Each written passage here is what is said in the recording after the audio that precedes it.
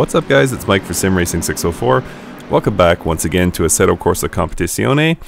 And today is March 5th, so just yesterday we received build 6 of early access of Assetto Corsa Competizione, meaning that it is the final build before full release. So a lot of you have questions about Assetto Corsa Competizione, how things are coming along, and whether or not it's worth buying. So I'm going to do my best to answer the top 4 questions I see surrounding ACC. So we're going to be talking about the multiplayer, we're going to be talking about VR, force feedback, and ultimately whether or not I recommend you buying the title at this point. So without further ado guys, let's jump into this and start with question number 1. So the first question I want to try and answer guys is, how is the multiplayer?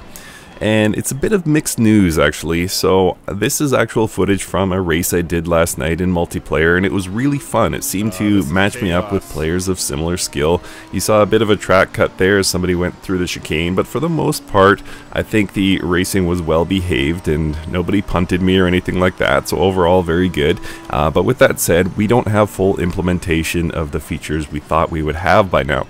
So we've started to build our racecraft and safety rating in Assetto Corsa Competizione, but unfortunately you can't yet select races based on that. As you can see here, the features are disabled so far, but what you can do is prioritize. You can set weights, the importance of certain things, as you can see on screen here right now.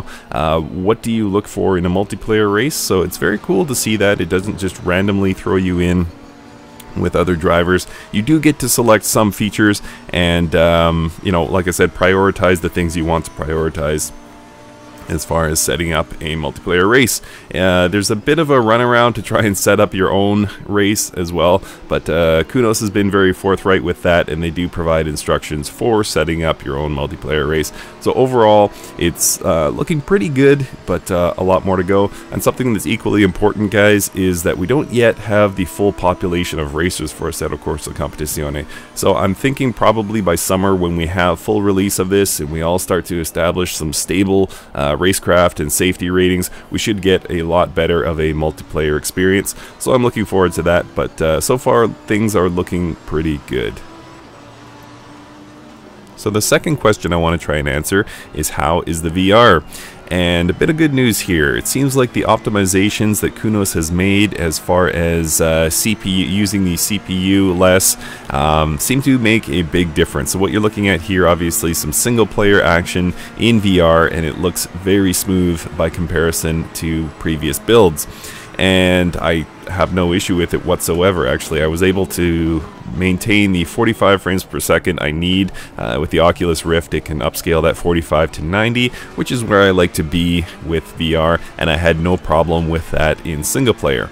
However, here's a little clip of the multiplayer, and as you can see, the frame rate drops off significantly. So it's the same thing we've been running into with previous builds. Now in other sims like AC1, Race Room, rFactor 2, these problems don't exist. So I'm hoping Kunos can work through these. It'd be great to have VR, you know, racing. Obviously, we don't just want to do single player VR. This isn't GT Sport. So it'd be great to have that, and I know Kunos is working hard on it, so hopefully we will see that very soon.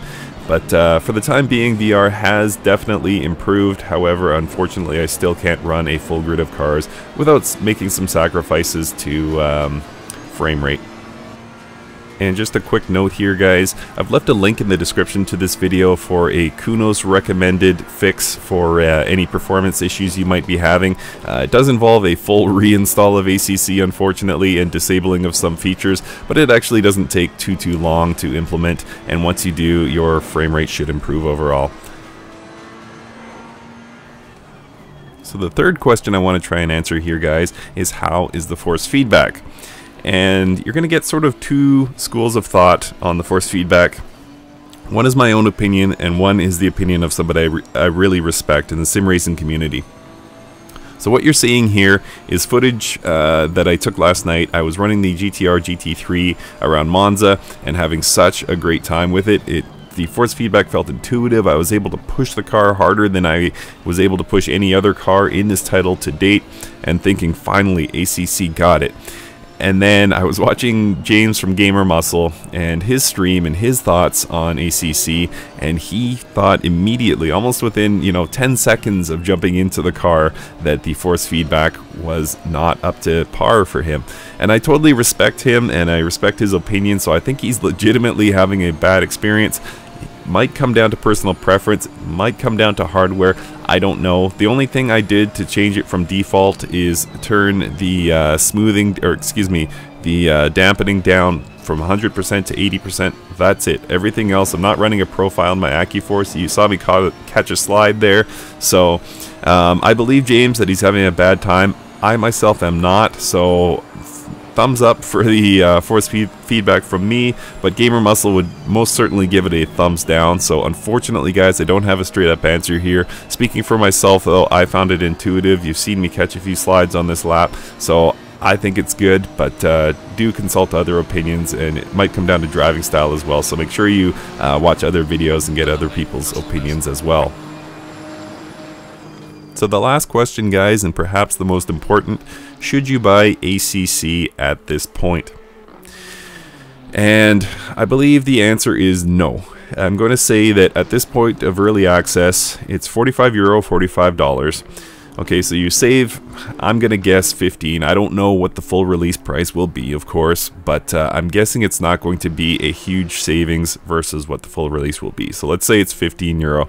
Now, keep in mind, on cdkeys.com right now, you can buy Dirt Rally 2.0 for 50% off. That's within 1 week of release.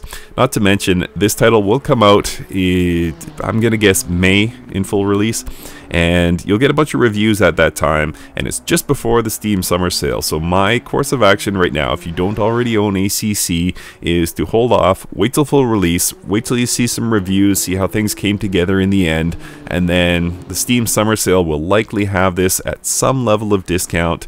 So if you don't mind waiting just a little bit longer, I'm going to say hold off, wait till the reviews come out, and decide what you want to do, after that. So that would be my suggestion, guys, but again, just a suggestion. I'm going to say hold off, wait for the reviews. Alright, guys, I hope this was helpful. Thank you so much for watching. I hope you're having a good time with ACC. I know I am. If you own it, haven't tried it in a while, I recommend it. This GTR GT3 is a fantastic machine. I had so much fun driving it. But like I say, if you don't yet own it, I'm going to suggest hold off. Alright, thanks so much for watching, guys, and we will see you next time.